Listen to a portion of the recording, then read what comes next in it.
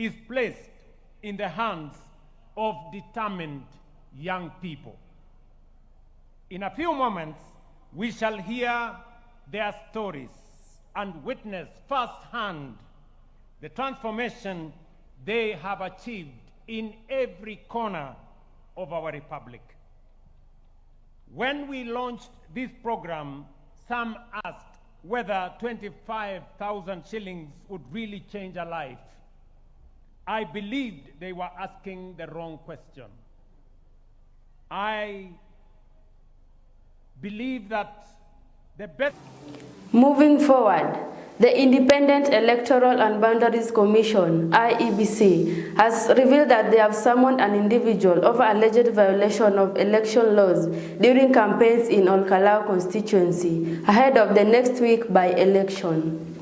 IEBC Commissioner Alutalala Mukwana says the commission is committed to ensuring a free, fair and peaceful electoral process, warning that anyone found flouting campaign regulations will face the law. We'll deal with it. And as the chairperson expressed himself during today's function, our investigative officers have been on the ground. They've been embedded in Olkalau for some time. Yep. And we are at a very advanced stage of wrapping it up. And as we speak, we've actually issued summons to one of the alleged violators. Mm-hmm. And so the way we'll deal with them, the way we'll deal with these issues, is the way it is prescribed in. Additionally, a new World Bank report warns that up to 2.4 million Kenyans could fall into poverty by the end of 2026 as the rising cost of living continues to strain households, with urban areas expected to be hardest hit. The World Bank warns that the sustained increase in the cost of transport and food could further undermine Kenya's efforts to reduce poverty. This conflict could push up the poverty rate in Kenya by a certain number of percentage points, which then leads into 1 million or 2 million more Kenyans below the poverty line in absolute numbers. Now, we were fortunately enough still at the kind of the low impact scenario, which means an increase of perhaps about 1 million people below the poverty line. Now, with the recent developments in the Middle East, that of course remains unsure. To mitigate against this risk, the bank is agitating for creation of more formal jobs in the country, noting that out of every 800,000 Kenyans entering the job market, only 100,000 get formal jobs, an issue that they argue can be addressed by addressing governance issues in the country and creating a conducive environment for the private sector to create jobs. While Kenya has had decent growth of 4.5% a year for a decade, we also have quite significant population growth. You have, a lot of youth entering the labor market every year. Moving on, Uasin Gishu Senator Jackson Mandago has criticized a section of leaders and residents in Trans Nzoia for backing Nairobi Senator Edwin Sifuna's political influence in the Western region. Mandago questioned the move, saying political support should be based on issues that bring development to Kenyans. Hii mambo ati mnakoroga hapa Trans Nzoia ati kuna mtu anaitwa Sifuna. Hata ukiuliza hapa Moisbri Sifuna ni nani, hakuna mtu anajua. Nani anamjua? Mimi nataka niwaambie na ile mtafanyia shauri yenu. Uongozi iko hapa Sugoi. Kutoka Sugoi kwenda hapa Malava ni kama kutembea kutoka kwa mapua mpaka kwa mdomo. Kama mnatuambia mnataka mrudishe kwa mlima juu, ndio muende mutafute tena, ole wenu.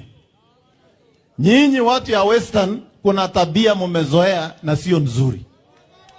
Nyinyi mnajenga viongozi miaka nenda miaka rudi. Saa ile kiongozi amekaribia kufika pale kwa matunda, mnashukisha, mnaanza kupandisha mwingine. Mimi niwaulize, sikulikuwa na mtu Western hii alikuwa waziri wa afya, alikuwa anaitwa nani? Hapana, Angatia. Siku ile alikuwa amefika kuwa waziri, mkafuta yeye kazi, mkalete mbunge mpya. Mulikuwa na Soita Shitanda. Siku ile Soita Shitanda alipandishwa cheo, akakuwa waziri. Baada ya hiyo, mkarudisha yeye nyumbani. Mulikuwa na Mukisa Kitui, siku ile kichwa ilikuwa bado inafanya kazi mzuri. Siku ile alikuwa waziri, saa ile karibu apande, mkashukisha. Sasa nasikia saa hii ati mnataka kushukisha ma DVD. Mnataka kushukisha Weta. Ati mwanze nursery school hapo kwa Sifuna. Kama ni Sifuna ndio candidate yenu, mimi nitasimama hiyo kiti. Hata mimi najulikana Kenya kuliko. We take a short commercial break. Stay tuned for more updates.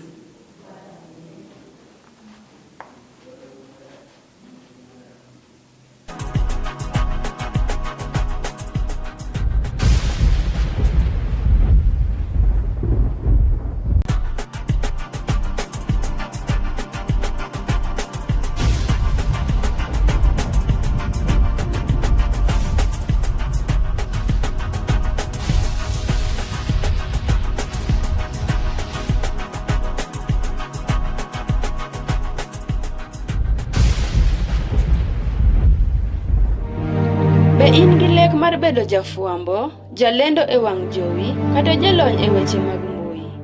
Riwri kod kar tiegruok mar Cityscope mondo iyud lony e chano chenro mag wang' jowi, fuambo kod puodho weche manyien moyiedhi. Yud puonj kowuok kuom jolony magwa mondo ibed gi ng'eyo mang'eny e weche mag fuambo. Ndikri kaka achiel kuom jopuonjre mondo mi ichak wuodhi mar bedo jafuambo. Mondo ing'e mathoth, ywanwa tol kokalo e namba 0762324028 kata tudri kodwa email marwa cityscopetv@gmail.com kata www.cityscopemediacenter.co.ke. Cityscope Training College. Think, believe, achieve.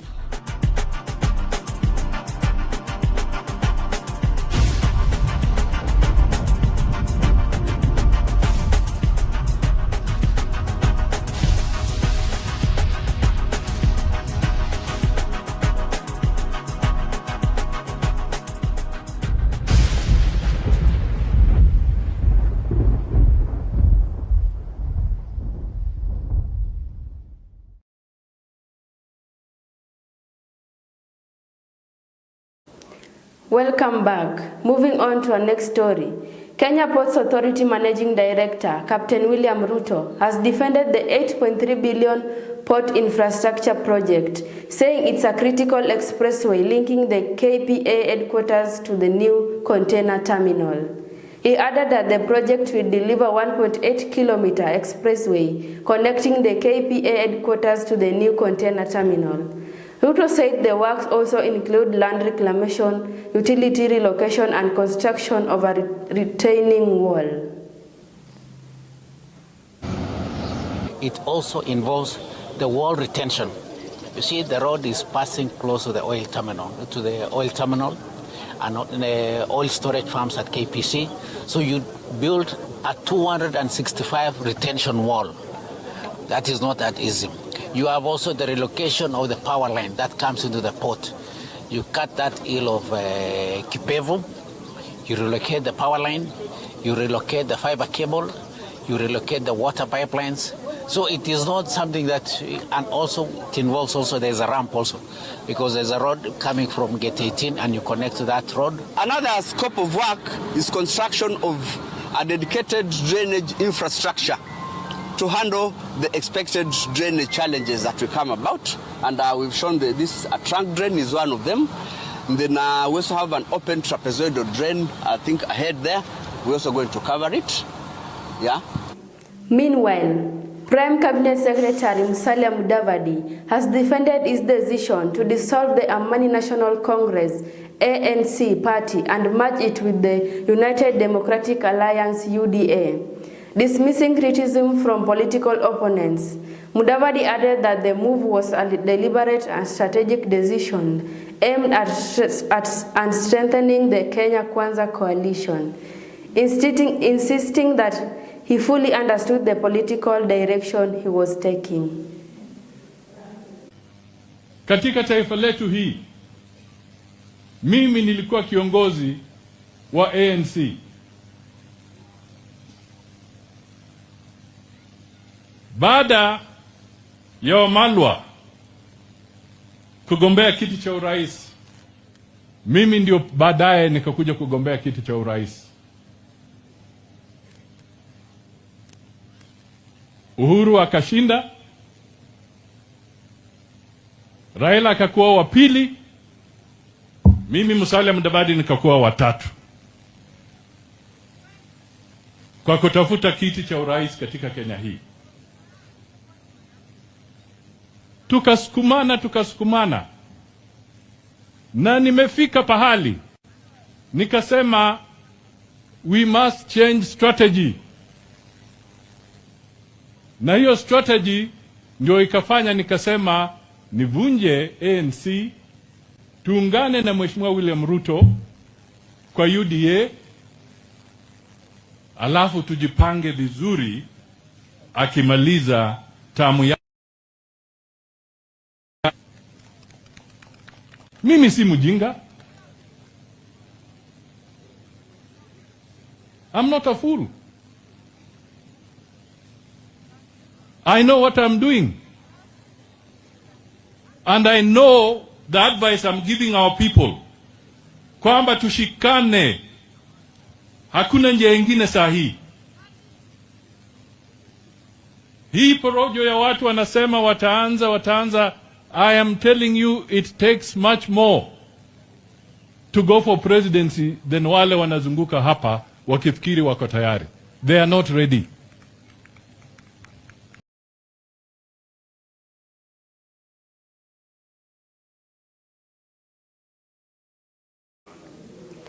Matters of health. The Health Department of Kisii University, in partnership with the County Government of Kisii and Manchester University in England, has started a new program of bringing cancer doctors to Kenya. Speaking in Kisii University after university stakeholders meeting, the cancer doctors urged Kenyans to support the program in order to ensure every patient undergoes screening and treatment at an early stage. Developing our niche on cancer research and management, we are currently engaging various stakeholders and organizing seminars, workshops and meetings to discuss the same. In Kisii too, we are making strategies to see whether we can increase our data collection on cancer. Currently, Kisii Teaching and Referral Hospital, in conjunction with Kisii University of Manchester, and we are now establishing cancer data. We rely heavily on guidelines that are developed in other parts of the world, and even the colleagues, a lot of collaborations locally. It was our opinion during this session, energies, of course, with the guidance of to then generation that we can be able to customize our treatments to local settings. Both physically.